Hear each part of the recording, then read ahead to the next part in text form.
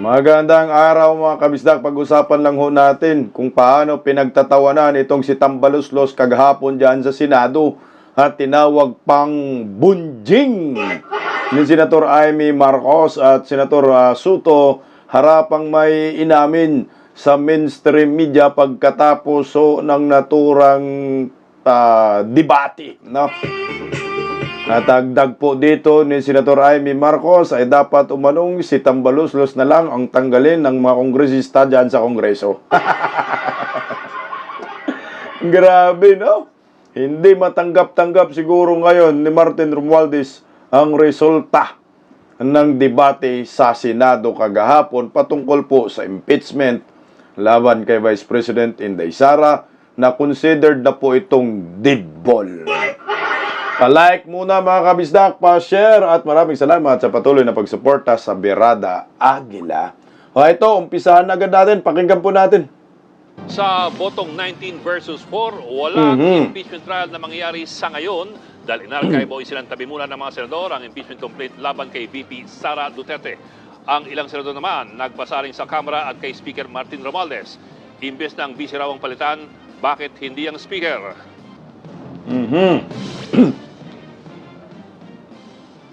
Yes, Bok, tama ka, no? Nagdesisyon na ang Senado na i-archive o isantabi ang articles of impeachment laban kay Vice President Sara Duterte. 19 o 19 senators ang pumabor sa motion to archive. Grabe, 4 no? ang Dami. tumota, 1 ang nag-abstain. Gaya ng sinabi mo, Bok, ibig niyan sabihin wala ng impeachment trial na gagawin ang Senado sa ngayon. Basura na nga. Malinaw ang paninindigan ni Senate President Chis Escudero. I vote yes to the motion, Mr. President. I vote yes to the rule of law, yes to the Constitution, yes to the supremacy of the Supreme Court in interpreting it. Ibig sabihin niyan, wala ng impeachment trial laban kay VP Sara Duterte sa ngayon. In-archive o isinantabi na kasi ito ng Senado. Mismong si Escudero, bumoto pabor dyan. Anya, malinaw ang desisyon ng Supreme Court. Unconstitutional ang articles of impeachment. Walang bisa simula umpisa, kaya walang basihan para ituloy pa sa Senado. Fidelity to the Constitution, Mr. President, must prevail even when it is unpopular, inconvenient, or misunderstood. In fact, Mr. President, distinguished colleagues, it must prevail especially when it is unpopular, when it is inconvenient, and misunderstood. May banat din siya sa mga kumwestiyon sa desisyon ng SC, mga legal experts daw na parang mas magaling pa sa Korte Suprema. Miyembro po ba sila ng Super Supreme Court? Sa pagkakaalam ko po, iisa lamang ang Korte Suprema. Are you truly for accountability or simply anti-Duterte? Do you truly respect and want to preserve the Constitution or you simply hate the Vice President? May paalala rin si Escudero sa mga taga-Kamara. Huwag daw Grabe. magpagamit sa mga may ambisyong pampolitika. The Senate is not your playground to run after your political enemies. We are not an accomplice in any grand scheme. While others may be willing to play your game, I am not. I will never bow to a mob. Sinigundahan naman yan ni Senate President Pro Tempore Jinggoy Estrada. If we cannot obey the law, do we still deserve to be called lawmakers? Correct. Ang galing. Maging si Senator Amy Marcos na kakampi ni VP Sara sa Senado, diretsahang nagpasaring sa Kamara at kay House Speaker Martin Romualdez. Kesa inaatupag ninyong palitan ang pinili ng taong bayan, binoto at minahal. Bakit di nyo nalang palitan ang tao, kayo naman lang ang pumili? Ayan! Gusto ko yan. Stop muna tayo. Tama, eksakto. Bakit ba na gusto ninyong tanggalin yung binoto ng 32 million ng mga Pilipino? Yung tanggalin na lang natin, yung kayo rin yung bumoto. No? Yung kayo yung pumili. Ilan lang naman kayong pumili kay Tambaluslos, di ba? I think ngayon, bago, sa 20th Congress, 269 sila. Mantakin mo, 269 lang. Samantala, 32 million yung bumoto kay Day Sara. Hindi mas maganda pa si Tambaluslos na lang ang i-impeach. Tambaluslos na lang ang palitan dahil wala naman talagang nagawa yan sa ating bansa. Puro panggugulo. Tama dito si Senator Chis Escudero. Huwag niyong gawing playground ang Senado para sa inyong mga ambisyon. At kayong mga kongresista naman dyan, huwag kayong magpadala. Kaso nga lang, dyan sa kongreso, pira-pira talaga. Natural. Doon sila susunod sa alam nilang may control sa budget ng bayan. Yun po yung nakakainis dyan. Dahil si Tambaluslos talagang pinanghahawakan talaga. Hinahawakan yung budget ng bayan. Pera natin yan, guys, eh. Pero magugulat ka sinong may control. Martin Romualdez. Tuloy ho. Ayaw paawat ng iba sa kakaflex. Mhm. Ano kaya kung yung speaker nyo na lang ang paltan nyo? Ayan. Kaya nyo yan. Dagdag pang parinig ni Amy, Ginawa ng bonjing na armas ang impeachment. Ang dating para sana sa kaayusan ng sistema, ginagawang pampagulo, panakot at sandata laban sa mga kinaiinggitan, kinaiinsecuran ng mga lulong sa kapangyarihan. ang magkapatid na Senator Teka lang. Bunjing. Ang sinasabi mo, bunjing, no? Parang may sinto-sinto ba? Bunjing! May bagong pangalan si Tamba. Bunjing.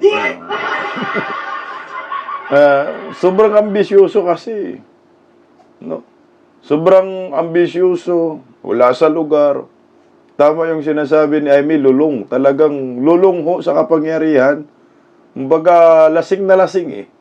Feeling niya talaga siya yung masusunod, siya yung batas, Supreme Court hindi na susundin. Yun yung masaklap. Dahil yung pinsan ni Bongbong, hindi niya masita-sita.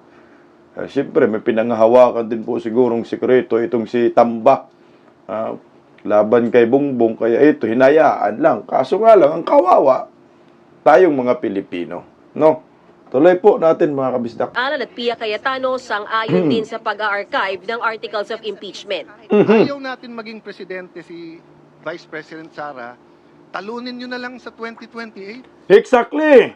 Oh. Ngayon, kung talagang may ginawa siyang masama, edi impeach pero sa tamang paraan. Proseso. Pero teka, hindi lahat pabor. Kontra sina Senator Risa Hontiveros, Kiko Pangilinan, Tito Soto at Bam Aquino. Apat Sabi lang nila, naman kayo. hindi pa final ang desisyon ng HESI, kaya dapat hintayin muna. It is our institution which, Mm. in the words of colleagues, killed the articles of impeachment. People must have the power to make the highest rulers accountable. Ang boto na no ay hindi nangangahulugan na hindi natin nirerespeto ang pasya o kapangyarihan ng Korte Suprema. Lalo-lalo na't hindi pa ito pinat. The Supreme Court now has the chance to rectify these errors in its decision. So I was hoping to table the motion so that we can let us afford them this opportunity for the benefit of future impeachment processes.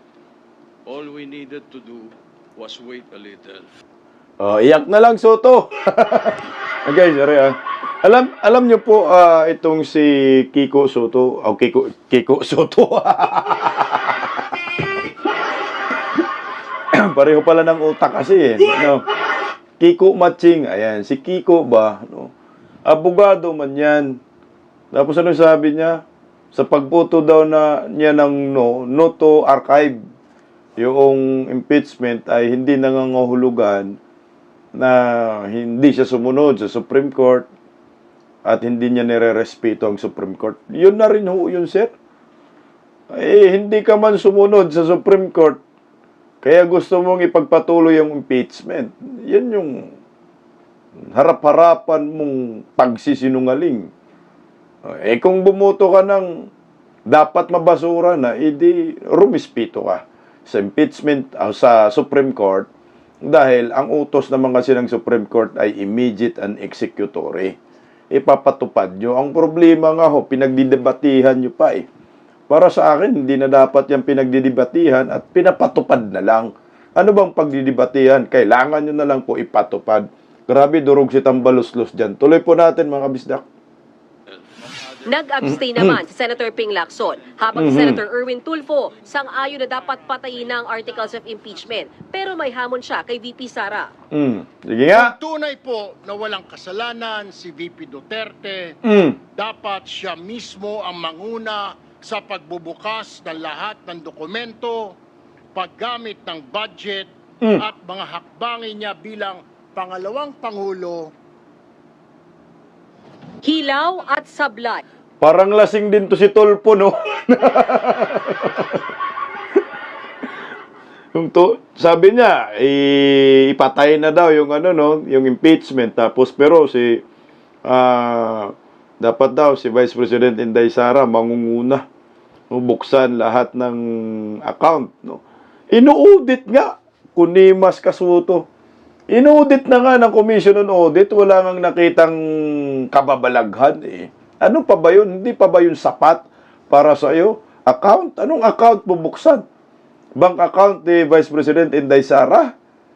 Diyos ko, dapat ang ating buksan, alam niyo po ba, Soto, yung mga Erwin Tulfo, ang ating buksan ay yung mga bank account niyo. Yung mga libro ninyo dyan sa Kongreso na matagal na hinahamon ni Tatay Digong, hindi nyo mabubuksan eh. Bilyon-bilyon ang pinag-uusapan dyan. Yung confidential funds ni Bongbong, bilyon-bilyon, flood control, yun ang pag-usapan natin eh. Di ba ho? Dyan tayo, yung milyon lang na barya lang, grabe, mainit kayo dun. Sabi na nga ho ng Commission on Audit, walang kababalaghan na nangyayari, walang corruption eh. Samantala, yung bilyonis ang pinag-uusapan, didma. Lol.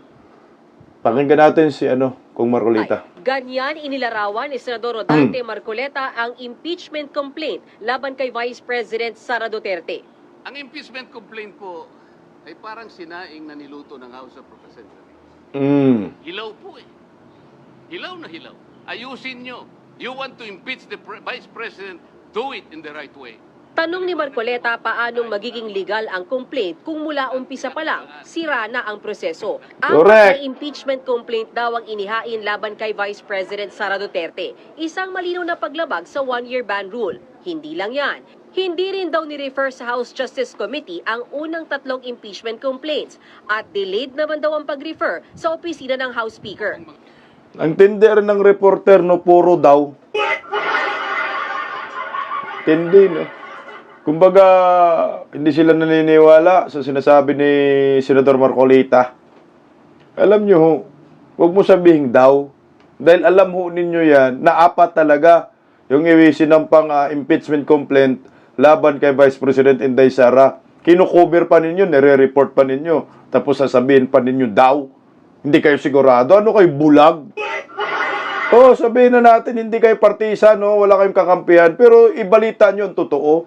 Dahil ang totoo po ay apat yung isinampan nila, ipinal nilang impeachment complaint laban kay Vice President Inday Sara. At sinabi nga ho yan ang dahilan na diniklara ng Supreme Court na unconstitutional ang articles of impeachment. Daw yung mukha nyo. Talayo. Dahil dyan, motion ni Marcoleta, i-dismiss na agad ang impeachment complaint. Pero tumayo si Senate Minority Leader Tito Soto para tumutol. Huwag daw apurahin na ibasura agad ang reklamong impeachment. Kahit pa raw kasi nagdesisyon na ang Korte Suprema na unconstitutional ang reklamo, inaapila pa ito ng Kamara. Hinay-hinay lang daw habang wala pang final decision. The reversal of the Supreme Court's own decision is not impossible. Ang tumatakbo ng matulin, kung matinig ay malalim. Kaya dapat siguro pag-isipan muna natin kung tama ba na bago magdesisyon ang Supreme Court, basta ibasura na natin ang kaso na ito. Buwelta ni Marcoleta. Ako po ay nakasapatos at saka sa kalsada kaya hindi po ako matitinik. Boom! Unanimous decisions po ba? I am not sure about that. But one thing I can say is that sunog siya dyan eh. Unanimous decision could become a unanimous mistake. Wala. Dagdag pa ni Soto, hindi porket unanimous ang desisyon ng Korte Suprema, gaya ng sa pagturing nilang unconstitutional sa impeachment complaint ni VP Sara, hindi na ito pwedeng iapila. Si Senator Risa Hontiveros naman, nanindigang hindi imposible na baliktarin ng SC ang kanilang unanimous decision. Nagawa na nga raw ito noon at naglapag si Hontiveros ng mga resibo. League of Cities of the Philippines versus COMELEC. Original decision 2008. Reversal on motion for reconsideration 2000. Unanimous ba yan? International Service for the Acquisition of Agri-Biotech Applications Inc. o ISAA et al. Versus Greenpeace Southeast Asia. Original decision, unanimous, December 8, 2015.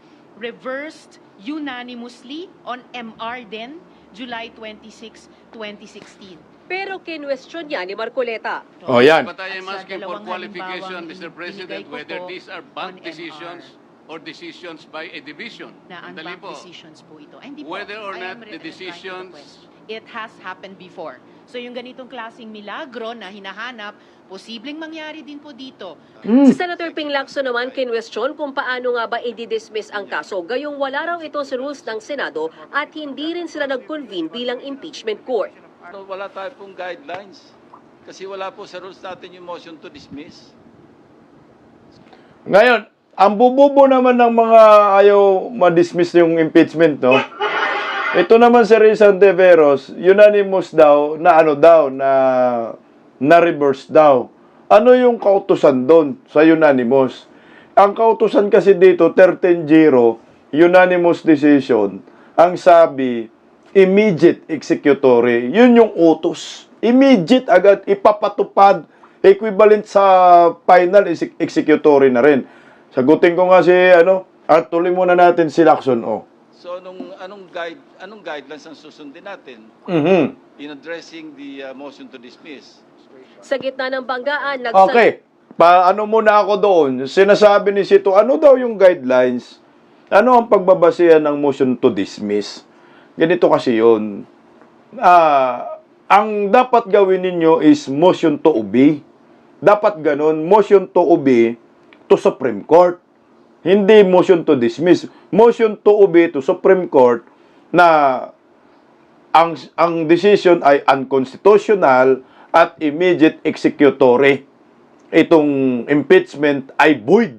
Dapat yun siguro yung ginamit na motion ng mga senador. Motion to obey the Supreme Court to ruling to declare the impeachment is unconstitutional. Ganun sana kasi sabi man nila na ano po yung gagamitin namin, ano po yung pagbabasya natin to dismiss, sabi nga walang jurisdiction. Ito na lang, motion to obey the Supreme Court ruling that the impeachment is unconstitutional. Ganun lang sana, hindi tigo kayo dyan lahat. Sumunod lang kayo sa Supreme Court, period. Tuloy. Yes, Senator Alan Peter Cayetano na wag na lang motion to dismiss, kundi motion to obey the Supreme Uy, Court. pareho kami. Para malinaw, susunod ang Senado kahit ano pa ang maging final ruling ng SC. Pero sabi ni Senator Bato de la Rosa, malinaw ang planong magdedesisyon ngayong araw. Hindi lang dapat i-delay dahil lang sa motion for reconsideration ng Kamara. We have to decide on this today. It Mhm. was not part of the agreement that whenever the House of Representatives file a motion for reconsideration, Mhm. ay ma-install yung ating plano to decide today. So, bakit nagbago yung usapan? Si Senator Raffy Tulfo naman gustong i-dissolve ang impeachment court. We just dissolve this impeachment court. Correct, In the dissolve. first place, per the decision of the Supreme Court, sinasabi na wala naman talaga tayong jurisdiction Correct. over dito sa articles of impeachment. So mas maganda siguro i-dissolve na lang natin to para we're still in line with what the Supreme Court said. Correct. Pero ayaw pumayag ni Marcoleta na itabi lang ang motion. Mainit ang kanyang tanong. Nakadepende po ba ang action natin? Doon po ba nakahang ang gagawin natin? Sa isang motion for reconsideration, nakasalig po sa hangin. Mhm. Nakasalig po kung puputok ang bulkan o hindi. Kaya nga yung ending na pinag-uusapan nila, ano bang pinag-uusapan nila dyan? Ito mga kabisda ko. I-archive na lang yung impeachment. Teka lang mga kabisda, check ko nga kung ito po yung resulta dyan. So sa botong, teka lang, lagyan natin konti.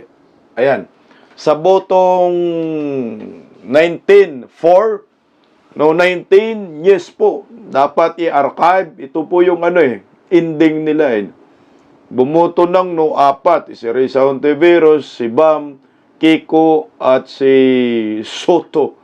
So si Lacson nag-abstain, walang pinapanigan. Ito po yung nagiging resulta.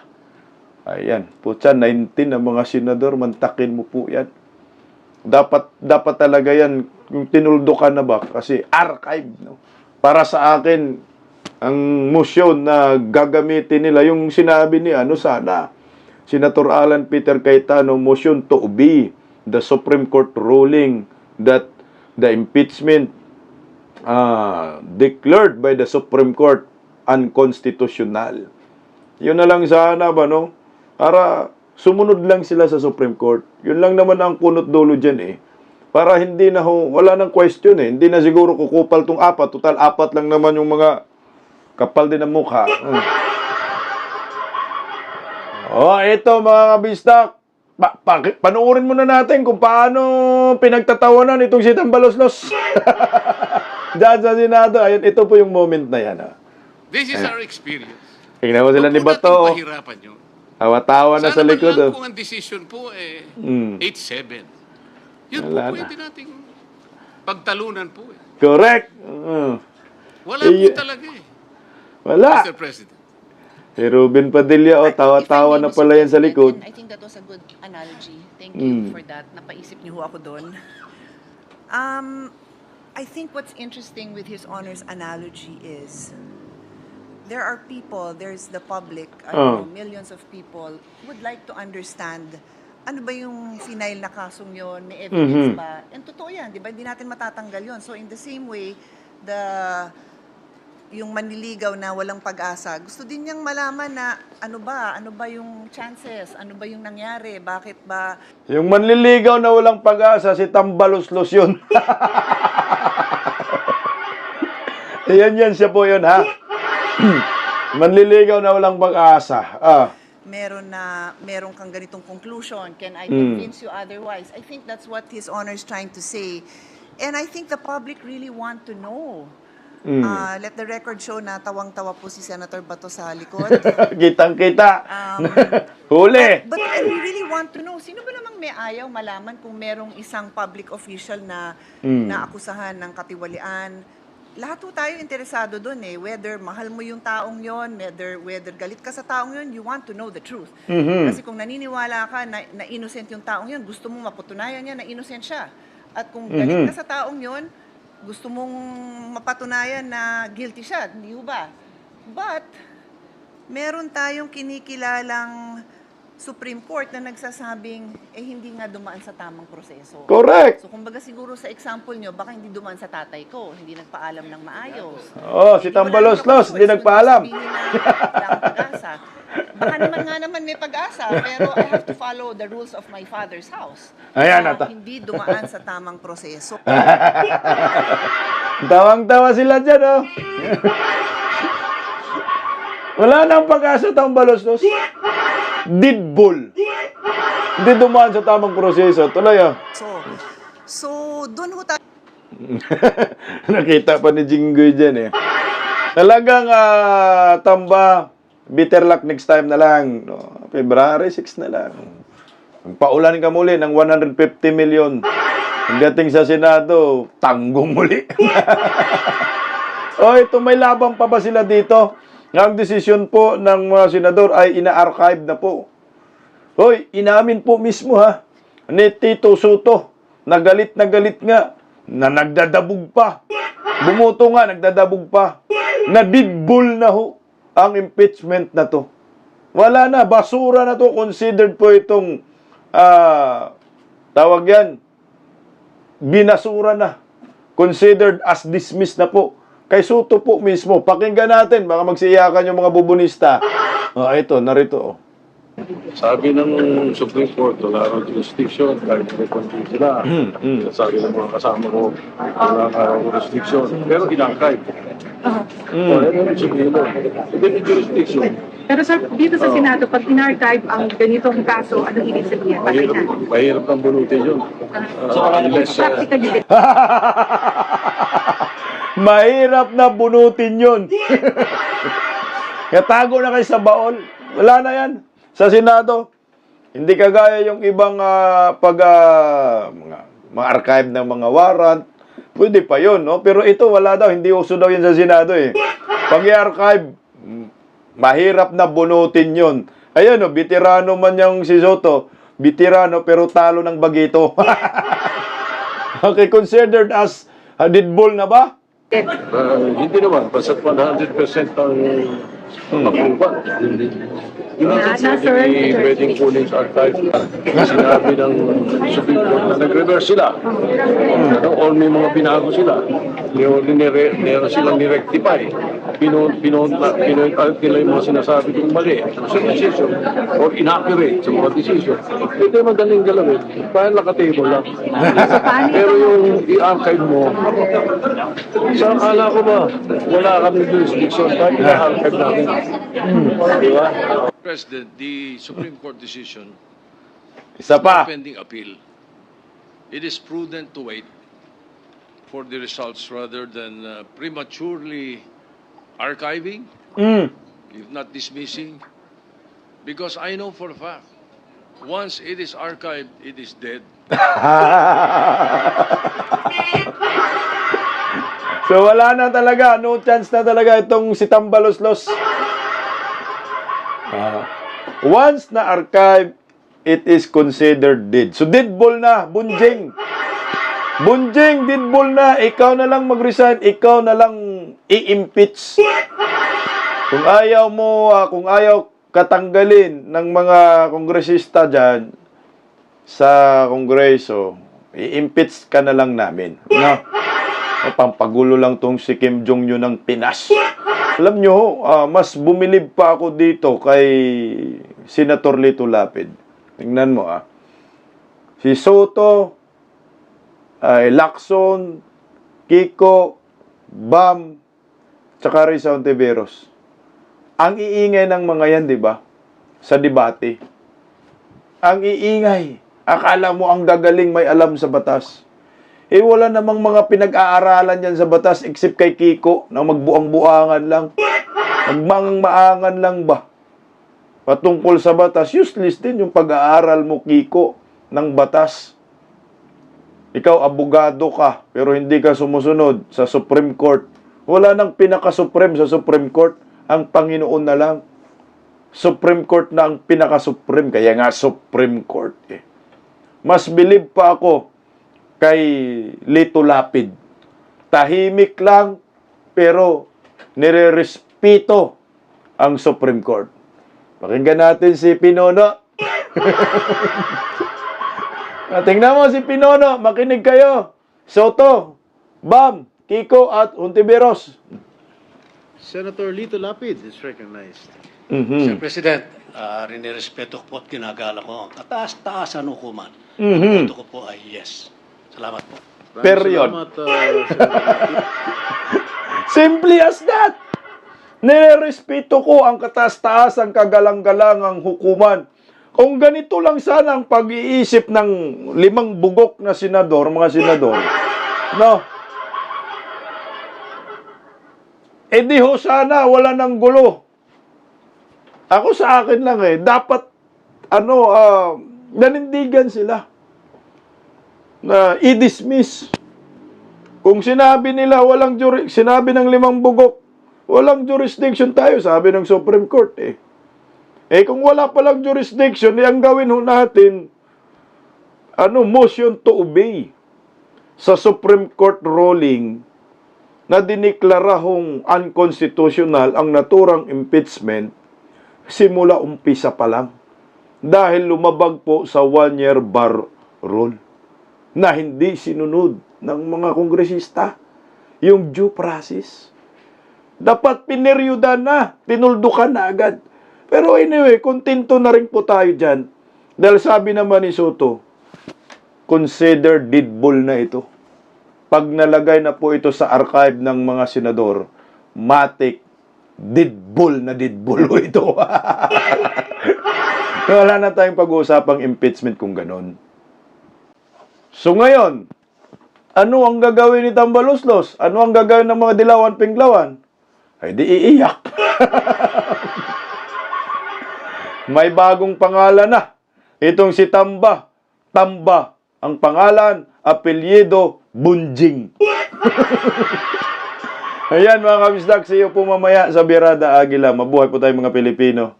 Good luck po sa mga dilawan. See you na lang po sa 2026 February. Bisdak Pilipinas. God first. Maraming salamat po. Bye-bye. Ingat.